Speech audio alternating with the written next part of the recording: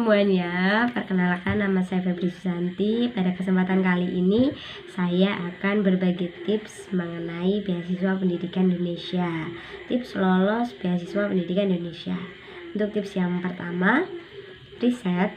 Jadi kalian mempelajari semua hal yang berkaitan dengan beasiswa pendidikan Indonesia, dimulai dari bagaimana persyaratannya secara umum, kemudian berkas apa saja yang harus dilengkapi, kemudian yang ketiga, pelajari tanggal-tanggal penting dalam beasiswa pendidikan Indonesia ini, dimulai dari bagaimana tanggal pembukaannya, kemudian kapan seleksi administrasi, kemudian seleksi wawancara hingga pengumuman. Nah, harus betul-betul kalian perhatikan terkait timeline dan waktu-waktu penting di beasiswa pendidikan Indonesia. Untuk tips yang kedua, bagi waktu. Jadi, bagi kalian pelamar beasiswa yang memiliki pekerjaan tetap maupun memiliki banyak aktivitas di luar sana, sebaiknya bagi waktu dan berikan waktu khusus untuk persiapan beasiswa. Kalau saya sendiri, karena saya seorang guru dan memiliki aktivitas mengajar di bimbingan belajar, jadi kemarin saya gunakan waktu malam untuk betul-betul mempersiapkan beasiswa pendidikan Indonesia. Nah, malam ini saya gunakan secara penuh, full, untuk mempersiapkan beasiswa pendidikan Indonesia ini, dimulai dari penulisan esai, kemudian penataan berkas, dan sebagainya. Untuk tips yang ketiga, buatlah timeline atau batas waktu dimulai dari persiapan beasiswa sampai apply beasiswa. Kalau saya sendiri, karena memang kemarin waktunya mepet, jadi saya gunakan timeline betul-betul untuk mempersiapkan semuanya dengan baik dan matang. Nah, untuk beasiswa ini saya buat timeline tersendiri. Jadi dari awal saya mengurus berkas, saya buat waktu berapa minggu seperti itu. Terus kemudian untuk esai sendiri saya sediakan waktu 2 minggu. Nah, setelah itu untuk pengecekan kembali, revisi dan sebagainya saya gunakan waktu selama 1 minggu. Nah, waktu-waktu ini bisa kalian sesuaikan dengan aktivitas kalian dan kesibukan kalian. Penggunaan timeline ini juga sangat bermanfaat bagi kalian yang memiliki aktivitas yang banyak, tetapi juga tidak ketinggalan untuk fokus mengurus beasiswa. Tips yang keempat, buatlah checklist. Jadi kalau saya kemarin saya membuat checklist terkait persyaratan beasiswa, kemudian berkas-berkas yang harus dikumpulkan, saya buat daftar. Kemudian setelah saya selesai menyediakan berkas tersebut, saya checklist di sebelahnya, dan saya menuangkan semua checklist saya dalam sebuah buku. Jadi agar checklist ini nantinya dapat tersimpan dengan baik, tidak tercecer. Untuk tips yang kelima adalah pelajari semua esai dan berkas sebelum kalian upload. Untuk esai jangan sampai ada yang salah. Untuk esai di BPI sendiri ada 3 esai. Yang pertama, esai personal statement, adalah esai yang menjelaskan tentang diri kita.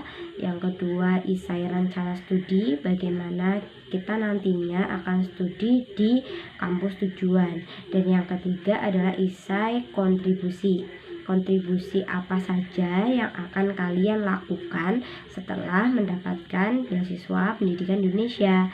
Nah, ketiga esai ini juga jangan sampai tertukar. Sebaiknya untuk nama-nama file, silakan diberi nama file sesuai dengan isinya agar mempermudah kita dalam penguploadan berkas. Oh ya, untuk berkas juga jangan sampai salah. karena ini nantinya juga akan fatal. Terkait nantinya juga akan ada seleksi administrasi. Apabila kita salah memasukkan berkas, tentu akan mempengaruhi elektabilitas kita sebagai pelamar beasiswa.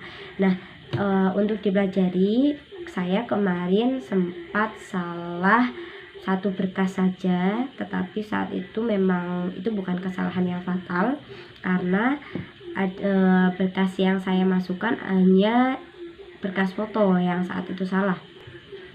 Jadi sebaiknya untuk berkas silakan dibuat PDF semuanya untuk mempermudah agar nantinya ketika reviewer membaca berkas kita tidak ada perubahan font, perubahan spasi dan sebagainya itu.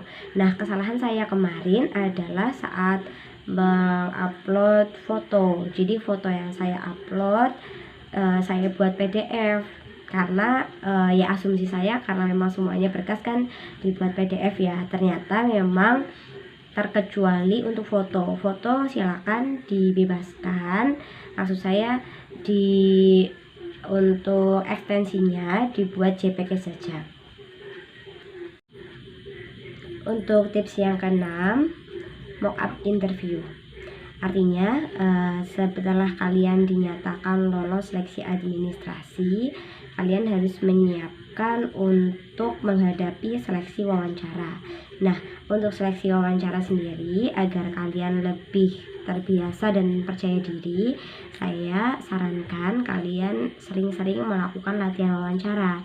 Bisa dilakukan dengan kakak, adik, teman, atau sebagainya. Nah, bagi kalian yang tidak bisa melakukan wawancara dengan seseorang atau memiliki sifat pemalu, kalian bisa melakukan latihan wawancara ini di depan cermin dengan sudah mempersiapkan pertanyaan-pertanyaan yang nantinya akan muncul saat seleksi wawancara BPI. Oke, untuk tips yang ketujuh adalah jujur. Jujur ini diawali dari kalian upload berkas, kemudian dalam penulisan esai, dan juga saat seleksi wawancara. Karena pada saat wawancara nantinya akan ada 3 pewawancara yang salah satunya adalah seorang psikolog. Nah, jujur ini sangat diperlukan karena nantinya ketika kalian tidak jujur, psikolog ini akan langsung tahu apakah jawaban kalian itu tidak sesuai dengan esai, tidak sesuai dengan berkas yang kalian upload atau tidak. Sekian untuk tips hari ini. Terima kasih, jangan lupa like, comment, dan subscribe ya.